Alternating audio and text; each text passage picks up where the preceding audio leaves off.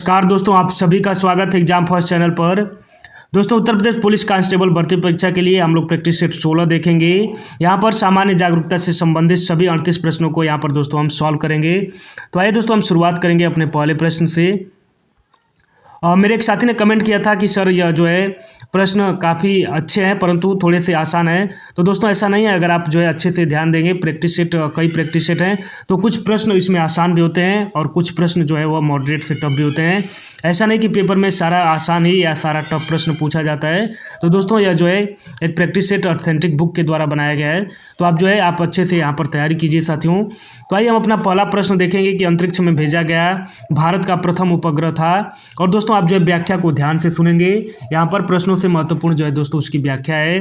तो इस प्रश्न का जो राइट आंसर है वह विकल्प सी, यानी कि अंतरिक्ष में भेजा गया भारत का प्रथम उपग्रह कौन सा दोस्तों था? आर्यभट्ट था। अब दोस्तों आइए इसके बारे में थोड़ा सा जान लेते हैं कि 19 अप्रैल 1975 को भारत का प्रथम स्वदेश निर्मित उपग्रह आर्यभट्ट का प्रक्षेपण पूर्व सोवियत संघ के वैकानूर अंतरिक्ष केंद्र से कॉस्मॉस यान के द्वारा किया गया था। इसका वजन 360 किग्रा था और इस अभियान के 3 प्रमुख लक्ष्य थे: वायु विज्ञान प्रयोग, सौर भौतिकी का प्रयोग और एक्स किरण खगोलिकी का प्रयोग। तो आर्यभट्ट दोस्तों जो है उपग्रह भारत का स्वदेशी निर्मित उपग्रह 19 अप्रैल 1975 को सोवियत संघ के वैकानूर अंतरिक्ष केंद्र से कॉस्मॉस यान के द्वारा भेजा गया था। तो आप जो है इसके बारे में याद रखेंगे, डेट भी आप याद रखेंगे दोस्तों, 19 अप्रैल 1975। आइए अगला प्रश्न देखेंगे कि इनमें से किसको ईंधन सेल कहा जाता है? कार्बन, नाइट्रोजन, पोटेशियम और आणविक ऑक्सीजन। तो दोस्तों इस प्रश्न का जो राइट आंसर है वह विकल्प डी, यानी कि आणविक ऑक्सीजन क्या कहलाता है दोस्तों? ईंधन सेल कहलाता है। ईंधन सेल यानी कि फ्यूल सेल एक विद्युत रासायनिक युक्ति है जो ईंधन से प्राप्त रासायनिक ऊर्जा को सीधे विद्युत में परिवर्तित करती है, जिसमें धनावेशित हाइड्रोजन आयन ऑक्सीजन या किसी अन्य ऑक्सीकारक से क्रिया करते हैं। और ईंधन सेल तब तक ही विद्युत उत्पादन कर सकते हैं जब तक कि ईंधन और ऑक्सीजन की आपूर्ति सुनिश्चित बनी रहती है। कोशिका का पावर हाउस दोस्तों बहुत ही महत्वपूर्ण प्रश्न की कोशिका का पावर हाउस एसएससी का तो मोस्ट इंपॉर्टेंट और मोस्ट फेवरेट प्रश्न रहा है दोस्तों कि कोशिका का शक्तिगृह यानी कि पावर हाउस है गोल्जी सम्मिश्र, अंतर्द्रव्य जालिका, लयन काय यानी कि लाइसोसोम और सूत्र कणिका। तो दोस्तों इस प्रश्न का जो राइट आंसर है वह विकल्प डी, यानी कि सूत्र कणिका। कोशिका का जो शक्तिगृह है या कि पावर हाउस है वह सूत्र कणिका है। श्वसन संबंधित प्रारंभिक क्रियाएं साइटोप्लाज्म में होती है तथा शेष क्रियाएं माइटोकॉन्ड्रिया में होती हैं। परिणाम स्वरूप क्रिया के अंतिम चरण में ही अधिकांश ऊर्जा उत्पन्न होती है, इसलिए माइटोकॉन्ड्रिया को कोशिका का श्वसनांग या शक्तिगृह यानी कि पावर हाउस कहा जाता है दोस्तों। तो सूत्र कणिका का दोस्तों नाम क्या है जो इंग्लिश में, वह जो है माइटोकॉन्ड्रिया है, माइटोकॉन्ड्रिया। तो कोशिका का पावर हाउस किसको कहा जाता है दोस्तों? माइटोकॉन्ड्रिया को।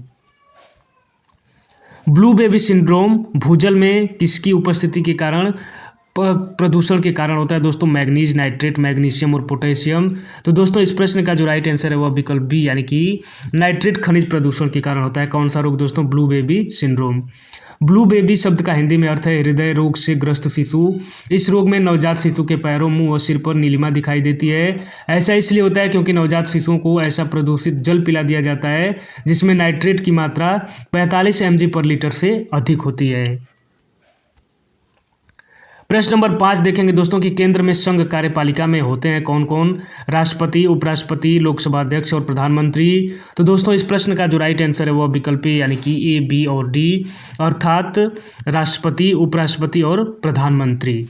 केंद्र में संघ कार्यपालिका में राष्ट्रपति, उपराष्ट्रपति और राष्ट्रपति को सहायता देने के लिए अध्यक्ष के रूप में प्रधानमंत्री के साथ मंत्रिपरिषद भी शामिल होती है।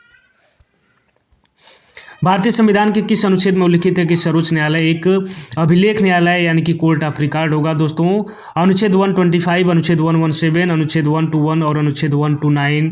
तो दोस्तों इस प्रश्न का जो राइट आंसर है वह विकल्प डी, यानी कि अनुच्छेद 129 में ऐसा बताया गया है कि जो है सर्वोच्च न्यायालय एक जो है कोर्ट ऑफ रिकॉर्ड है यानी कि अभिलेख न्यायालय है।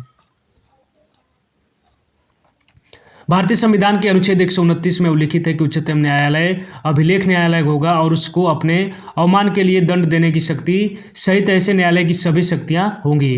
अनुच्छेद 117 दोस्तों वित्त विधेयक के बारे में विशेष उपबंध करता है। अनुच्छेद 121 संसद में चर्चा पर निर्बंध से संबंधित है और अनुच्छेद 125 में उच्चतम न्यायालय के न्यायाधीशों के वेतन आदि को बताया गया है। भारत के प्रथम मुख्य न्यायाधीश कौन थे दोस्तों, यहाँ पर बताना है आपको। तो इस प्रश्न का जो राइट आंसर है वह विकल्प डी यानी कि एच.जे. कानिया भारत के प्रथम मुख्य न्यायाधीश थे। संविधान के अनुच्छेद 124 फर्स्ट में कहा गया है कि भारत का एक उच्चतम न्यायालय होगा जिसमें एक मुख्य न्यायाधीश तथा 7 अन्य न्यायाधीश होंगे, लेकिन संसद विधि द्वारा न्यायाधीशों की संख्या में वृद्धि कर सकती है। भारत का उच्चतम न्यायालय यानी कि सुप्रीम कोर्ट दिल्ली में स्थित है और भारत का मुख्य न्यायाधीश राष्ट्रपति की अनुमति से कहीं भी इसकी पीठ स्थापित कर सकता है। अनुच्छेद 130 में ऐसा कहा गया है। भारत के प्रथम मुख्य न्यायाधीश हीरालाल जे कानिया 26/1/1950 से 6/11/1951 तक थे। तो दोस्तों इस प्रश्न का जो राइट आंसर है वह विकल्प डी यानी कि एच.जे. कानिया। दोस्तों आप सभी कमेंट करेंगे कि भारत का वर्तमान में मुख्य न्यायाधीश कौन है। तो आप सभी जो है कमेंट करेंगे कि सर्वोच्च न्यायालय का वर्तमान में मुख्य न्यायाधीश कौन है। प्रश्न नंबर 8 देखेंगे कि सबसे प्राचीन भारतीय साहित्य वेद है और कुल वेदों की संख्या कितनी है दोस्तों। तो इस प्रश्न का जो राइट आंसर है वह 4 यानी कि कितने वेद हैं दोस्तों, 4। वेदों की संख्या 4 है, वेदांगों की संख्या 6 तथा पुराणों की संख्या 18 है और सबसे प्राचीन वेद ऋग्वेद तथा सबसे बाद का वेद अथर्ववेद है। पानीपत का तृतीय युद्ध किनके बीच में लड़ा गया दोस्तों। तो इस प्रश्न का जो राइट आंसर होगा वह विकल्प डी यानी कि अहमद शाह अब्दाली और मराठों के मध्य पानीपत का तृतीय युद्ध लड़ा गया। अब दोस्तों पानीपत का तृतीय युद्ध 14 जनवरी 1761 14 जनवरी 1761 दोस्तों डेट याद रखेंगे कि अब पूछा जाता है कि पानीपत का तृतीय युद्ध कब लड़ा गया था। तो 14 जनवरी 1761 को अहमद शाह अब्दाली और मराठों के मध्य हुआ, जिसमें अहमद शाह अब्दाली ने मराठों को पराजित कर दिया, जबकि यूरोपीय प्रणाली में गठित तोप और पैदल सेना का नेतृत्व इब्राहिम खां गारदी कर रहा था और युद्ध में हार का सदमा न सह पाने के कारण पेशवा बालाजी बाजीराव की मृत्यु 1761 ईस्वी में हो गई।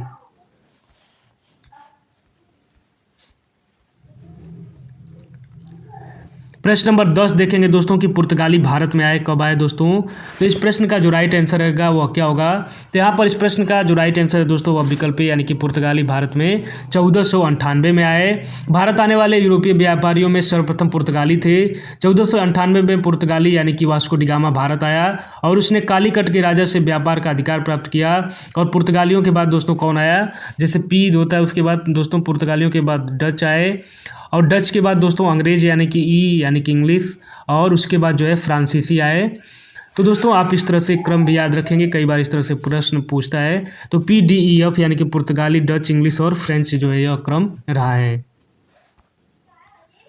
प्रश्न नंबर 11 देखेंगे कि वायसराय की कार्यकारिणी परिषद में नियुक्त पहले भारतीय कौन थे दोस्तों। तो इस प्रश्न का जो राइट आंसर है वह विकल्प यानी कि सत्येंद्र प्रसाद सिन्हा जो है वह वायसराय की कार्यकारिणी परिषद में नियुक्त पहले भारतीय थे। सत्येंद्र प्रसाद बंगाल के एडवोकेट जनरल थे। वे पहले भारतीय थे जिन्होंने वायसराय की काउंसिलिंग में कानूनी सदस्य के रूप में प्रवेश करने का सम्मान प्राप्त किया और प्रथम महायुद्ध के बाद सिन्हा को लॉर्ड की उपाधि भी दी गई थी। पाकिस्तान का नाम सबसे पहले किसके द्वारा गढ़ा गया था दोस्तों। तो इस प्रश्न का जो राइट आंसर है वह विकल्प सी यानी कि चौधरी रहमत अली। यह भी जो है बहुत ही महत्वपूर्ण प्रश्न है और कई बार परीक्षाओं में पूछा गया है दोस्तों।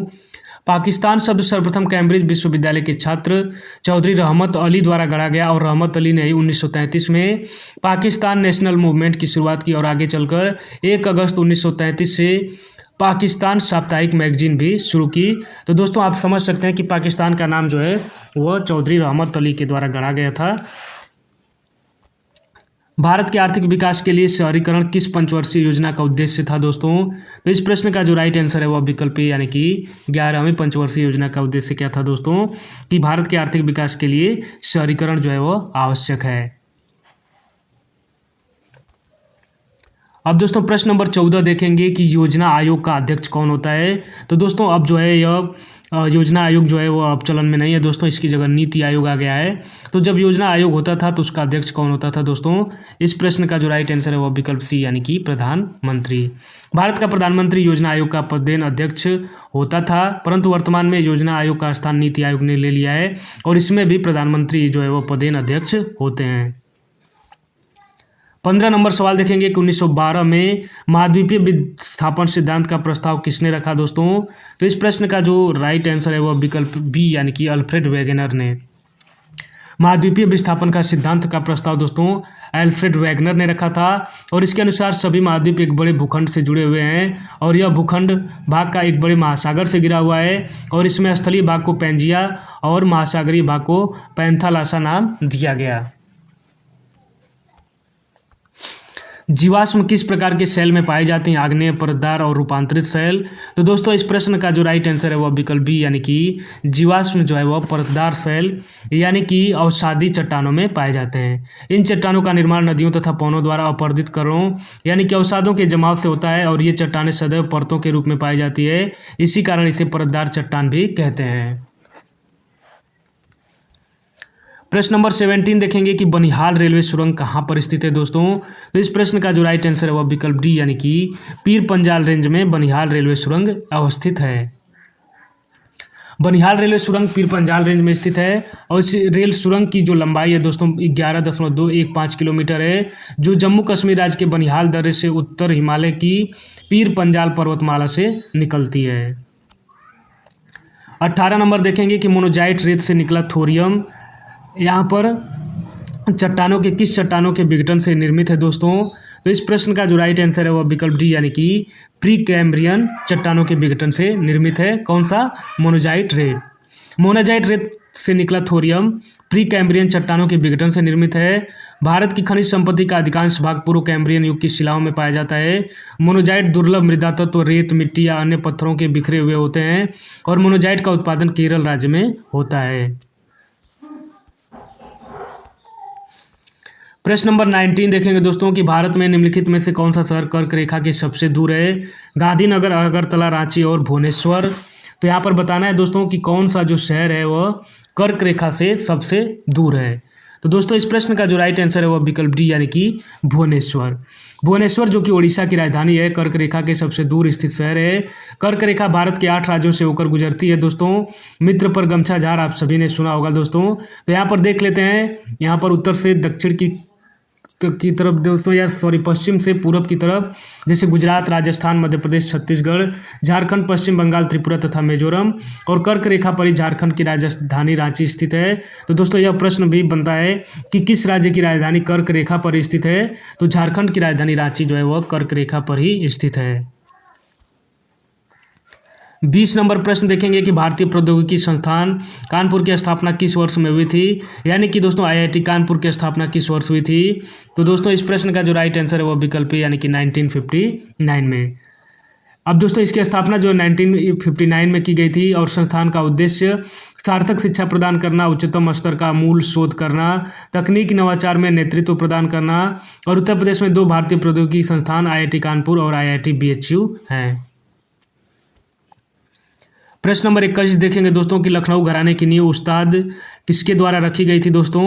बड़े गुलाम अली खान, बसखू खां, बिस्मिल्लाह खान और अमजद अली खान। तो दोस्तों इस प्रश्न का जो राइट आंसर है वह विकल्प बी यानी कि लखनऊ घराने की नींव उस्ताद बख्शू खां के द्वारा रखी गई थी। यहाँ पर बताना है दोस्तों कि यहाँ पर कौन सा जो है फैजाबाद के एक प्रमुख संगीतकार थे जिन्होंने शास्त्रीय संगीत में टप्पा शैली का विकास किया। तो दोस्तों इस प्रश्न का जो राइट आंसर है वह विकल्प है यानी कि मुश्तरी बाई। फैजाबाद के एक प्रमुख संगीतकार थे जिन्होंने शास्त्रीय संगीत में टप्पा शैली का विकास किया। मुश्तरी बाई फैजाबाद की एक प्रमुख संगीतकार थी जिन्होंने शास्त्रीय संगीत में टप्पा शैली का विकास किया। दोस्तों खुशी महाराज का भी नाम आता है परंतु यहाँ पर स्पेशली पूछा है फैजाबाद यानी कि अयोध्या से, इसलिए यहाँ पर क्या होगा राइट आंसर दोस्तों मुश्तरी बाई। निम्न में से उत्तर प्रदेश के किस शहर में भारतीय प्रौद्योगिकी संस्थान अवस्थित है दोस्तों? तो इस प्रश्न का जो राइट आंसर है वह विकल्प डी यानी कि कहाँ पर अवस्थित है दोस्तों? कानपुर में। प्रश्न नंबर 24 देखेंगे दोस्तों यहाँ पर कि पीपुल डेली समाचार पत्र किस देश में छपता है दोस्तों? तो इस प्रश्न का जो राइट आंसर है वह विकल्प सी यानी कि पीपुल डेली जो है कहाँ पर छपता है? चीन में छपता है। प्रश्न नंबर 25 देखेंगे कि सुरक्षा परिषद में कितने अस्थायी सदस्य हैं दोस्तों? तो इस प्रश्न का जो राइट आंसर है वह विकल्प सी यानी कि सिक्योरिटी काउंसिल में कितने अस्थायी सदस्य हैं? 5 हैं। संयुक्त राष्ट्र संघ के 6 अंगों में से एक सिक्योरिटी काउंसिल यानी कि सुरक्षा परिषद है। इसका मुख्यालय न्यूयॉर्क में है और सुरक्षा परिषद के अस्थायी सदस्यों की संख्या 5 है जिसमें चीन, फ्रांस, रूस, अमेरिका तथा ब्रिटेन है तथा महासभा द्वारा 10 अस्थायी सदस्य 2 वर्ष के लिए चुने जाते हैं और इसकी स्थापना दोस्तों 24 अक्टूबर 1945 को हुई थी। निम्नलिखित में से संगीत के लिए कौन सा सम्मान दिया जाता है? तो दोस्तों इस प्रश्न का जो राइट आंसर है वो विकल्प सी, यानी कि संगीत के लिए कौन सा सम्मान दिया जाता है दोस्तों? कालिदास सम्मान। प्रश्न नंबर 27 देखेंगे कि अंतर्राष्ट्रीय महिला हिंसा उन्मूलन दिवस कब मनाया जाता है? तो दोस्तों इस प्रश्न का जो राइट आंसर है वो विकल्प सी, यानी कि 25 नवंबर को अंतर्राष्ट्रीय महिला हिंसा उन्मूलन दिवस मनाया जाता है। प्रश्न नंबर 28 देखेंगे दोस्तों कि 1864 में भारत में प्रथम वन महानिरीक्षक कौन थे? तो दोस्तों इस प्रश्न का जो राइट आंसर है वो विकल्प डी, यानी कि डाइट्रिक ब्रैंडिस। कौन थे 1864 में भारत में प्रथम वन महानिरीक्षक? कौन थे दोस्तों? Dietrich Brandeis. भारत में प्रथम वन महानिरीक्षक डाइट्रिच ब्रैंडिस थे, जिन्होंने 1864 में वन महानिरीक्षक बनाया गया था और उन्होंने लगभग 30 वर्षों तक औपनिवेशिक भारत में ब्रिटिश इंपीरियल फॉरेस्ट्री सर्विस के साथ कार्य किया और डाइट्रिच ब्रैंडिस जो है वह जर्मन का नागरिक थे।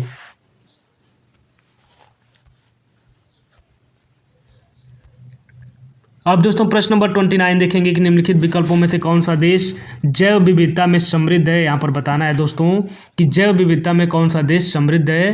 तो इस प्रश्न का जो राइट आंसर है दोस्तों वह विकल्प बी, यानी कि पेरू जो है वह जैव विविधता में समृद्ध है। कौन सा दोस्तों भारी जल है? यहाँ पर बताना है deuterium, magnesium sulphate, hydrogen oxide और नाइट्रोजन। तो दोस्तों इस प्रश्न का जो राइट आंसर है वह विकल्प ए, यानी कि ड्यूटीरियम जो है वह भारी जल है। उत्तर प्रदेश का राजकीय पक्षी है दोस्तों मोर, सारस, तोता और कोयल। तो दोस्तों इस प्रश्न का जो राइट आंसर है वह विकल्प बी, यानी कि उत्तर प्रदेश का राजकीय पक्षी कौन सा है दोस्तों? सारस है। बाकी अन्य को अभी यहाँ पर हम देख लेते हैं। तो उत्तर प्रदेश का राजकीय पशु बारहसिंगा, राजकीय पक्षी सारस अथवा क्रौंच, उत्तर प्रदेश का राजकीय वृक्ष अशोक, राजकीय पुष्प पलाश, राजकीय खेल हॉकी और राजकीय चिन्ह एक वृत्त में 2 मछली और 1 तीर धनुष जो है यह उत्तर प्रदेश से संबंधित कुछ महत्वपूर्ण तथ्य हैं। 32 नंबर की उत्तर प्रदेश की प्रमुखतम तिलहनी फसल है दोस्तों। तो इस प्रश्न का जो राइट आंसर है वह विकल्प सी, यानी कि राई तथा सरसों जो है उत्तर प्रदेश की प्रमुखतम तिलहनी फसल है। 33 नंबर गीडा है, क्या है दोस्तों? तो इस प्रश्न का जो राइट आंसर है वह विकल्प बी, यानी कि गोरखपुर औद्योगिक विकास प्राधिकरण को शॉर्ट फॉर्म में गीडा कहा जाता है। 34 नंबर की कंपिल मेला निम्नलिखित में से किस धर्म से संबंधित है दोस्तों? यह बताना है आपको। बहुत ही महत्वपूर्ण प्रश्न है दोस्तों, कई बार परीक्षाओं में पूछा जा चुका है। तो इस प्रश्न का जो राइट आंसर है वह विकल्प ए, यानी कि कंपिल मेला किससे संबंधित है? जैन धर्म से संबंधित है और यह उत्तर प्रदेश में आयोजित जैन समुदाय से संबंधित मेला है, जो उत्तर प्रदेश के फर्रुखाबाद जिले के काम्पिल नामक स्थान पर प्रतिवर्ष आयोजित किया जाता है। काम्पिल हिंदू तथा जैन धर्म से संबंधित प्रसिद्ध तीर्थ स्थान भी है। हाल ही में अंतर्राष्ट्रीय क्रिकेट में पहली बार टाइम आउट होने वाला खिलाड़ी कौन है दोस्तों?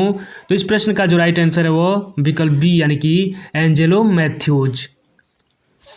हाल ही में आयोजित चाणक्य रक्षा संवाद का संबंध किससे है दोस्तों? तो इस प्रश्न का जो राइट आंसर है वह विकल्प ए, यानी कि भारतीय सेना से। दुनिया का पहला एआई ह्यूमनॉइड रोबोट सीयू किससे बनाया गया है? तो दोस्तों इस प्रश्न का जो राइट आंसर है वह विकल्प डी, यानी कि मीका को बनाया गया है। दुनिया का पहला एआई ह्यूमनॉइड सीयू रोबोट मीका है। पोलिश श्रम कंपनी डिक्टाडोर ने इसकी नियुक्ति करी है। अब दोस्तों प्रश्न नंबर 38 देखेंगे कि नवंबर 2023 में खेल मंत्री अनुराग सिंह ठाकुर ने पैरा गेम्स 2023 का शुभांकर जारी किया, उसका नाम क्या था? तो दोस्तों इस प्रश्न का जो राइट आंसर है वह विकल्प ए, यानी कि उज्ज्वला उसका नाम था। तो दोस्तों इस तरह से हमने उत्तर प्रदेश पुलिस कांस्टेबल भर्ती परीक्षा के लिए सामान्य जागरूकता के सभी 38 प्रश्नों को यहाँ पर देखा। तो दोस्तों आप सभी जो है कमेंट कीजिएगा कि आपने इन 38 प्रश्नों में आप जो है कितने प्रश्नों का उत्तर आप जानते थे। तो दोस्तों जो भी चैनल पर पहली बार जुड़ रहे हैं, उत्तर प्रदेश पुलिस कांस्टेबल भर्ती परीक्षा के लिए एग्जाम फर्स्ट चैनल के द्वारा यह इनिशिएटिव शुरू किया गया है दोस्तों। यहाँ पर आपको सामान्य हिंदी और सामान्य जागरूकता के 50 प्रैक्टिस सेट प्रोवाइड करवाए जाएंगे। तो आप सभी साथी जो भी पहली बार चैनल से जुड़ रहे हैं वह जो है चैनल को जरूर से सब्सक्राइब कर लें। और दोस्तों एग्जाम फर्स्ट चैनल का टारगेट यह है कि आपको कम समय में क्वेश्चन आंसर के फॉर्मेट में उनकी व्याख्या करते हुए ज़्यादा से ज़्यादा फैक्ट्स जो है आपको याद कराए जा सकें, जिससे जो है दोस्तों आप जो है परीक्षा में आप अच्छा करके आएँ। तो आप सभी दोस्तों का बहुत बहुत धन्यवाद, नमस्कार। और हाँ दोस्तों, अगर आपको यह मेरा प्रयास अच्छा लग रहा है तो आप जो इस वीडियो को प्लीज़ अपने दोस्तों के बीच में भी शेयर कीजिए। तो आप सभी दोस्तों का बहुत बहुत धन्यवाद, नमस्कार।